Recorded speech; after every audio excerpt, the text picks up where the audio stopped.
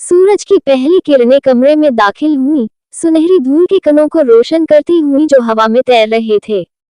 बूढ़े रामलाल की आंखें धीरे धीरे खुली। उनकी पुतलियां धुंधली रोशनी को समायोजित करने में थोड़ा समय ले रही थी। उनकी कमजोर निगाहें कमरे में घूमती रहीं, हर उस चीज को पहचानने की कोशिश करती रहीं जो अब धुंधली और दूर की लगती थी। पुरानी लकड़ी की अलमारी, खिड़की पर सूख रहे तुलसी के पत्ते और दीवार पर टंगी उनकी पत्नी की मुस्कुराती हुई तस्वीर। उनकी उंगलियां बिस्तर की चादर को सहला रही थी, उस खुरदरेपन को महसूस कर रही थी जो उन्हें अपने बीते हुए वर्षों की याद दिलाता था। हर झुर्री एक कहानी कहती थी। उनका बेटा मोहन कल आया था। हमेशा की तरह वह व्यस्त था, घड़ी की सुइयों के साथ दौड़ता हुआ। उसने झुककर उनके पैर छुए थे, कुछ औपचारिक बातें की थी, उनके स्वास्थ्य के बारे में पूछा था और फिर जाने की तैयारी करने लगा था। रामलाल को बुरा नहीं लगा। वह जानता था कि मोहन की अपनी दुनिया है, शहर में उसका काम, उसकी अपनी जिम्मेदारियां जो उसे घेरे रहती हैं। फिर भी उस खालीपन को वह महसूस कर सकते थे, उस अकेलेपन को जो उनके दिल के एक कोने में चुपचाप बैठा रहता था, जैसे किसी पुराने पेड़ की जड़। उन्हें याद आया जब मोहन छोटा था, एक शरारती आंखों वाला लड़का जो हर पल नई खोज में लगा रहता था। कैसे वह उनकी उंगली पकड़कर पूरे घर में घूमता था, अपनी तोतली आवाज में छोटी छोटी कहानियां सुनाता था और अनगिनत सवाल पूछता था, जिनके जवाब रामलाल हमेशा धैर्य से देते थे। रामलाल की हंसी उस घर में गूंजती थी, हर कोने में खुशी भर देती थी। उन्होंने मोहन को अपनी मजबूत पीठ पर बिठाकर गांव के मेले घुमाए थे। उसे ऊंची झूले पर झूलते देखकर उनकी आंखें चमक उठती थीं। उसकी हर छोटी जीत पर गर्व महसूस किया था, जैसे उन्होंने कोई महान युद्ध जीता हो। समय एक बहती हुई नदी की तरह, पंखों की तरह उड़ गया।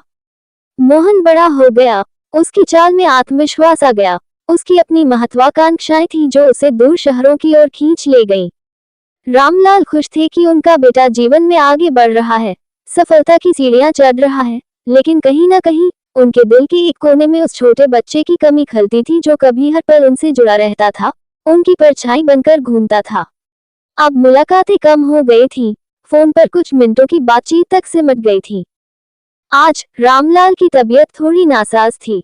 उनकी छाती में एक भारीपन महसूस हो रहा था, जैसे किसी ने उस पर पत्थर रख दिया हो, और हर सांस लेना एक थकाऊ प्रयास लग रहा था।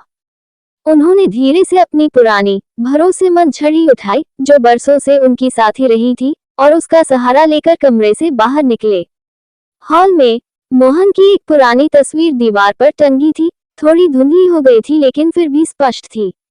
एक युवा, उत्साही, मुस्कुराता हुआ चेहरा जो भविष्य की उज्जवल उम्मीदों से भरा था। रामलाल ने अपनी कांपती हुई उंगली से तस्वीर के शीशे को छुआ, उस युवा चेहरे की चिकनाई को महसूस करने की कोशिश की। तभी अप्रत्याशित रूप से दरवाजे की घंटी बजी। रामलाल धीरे धीरे अपनी छड़ी के सहारे लड़खड़ाते हुए दरवाजे तक पहुंचे और उसे खोला। सामने मोहन खड़ा था, उसकी आंखों में चिंता की गहरी छाया थी। उसके बाल थोड़े बिखरे हुए थे, जैसे वह जल्दी में आया हो। पिताजी, मुझे कल जल्दी जाना पड़ा। माँ का फोन आया था, उन्होंने बताया कि आपकी तबीयत ठीक नहीं है।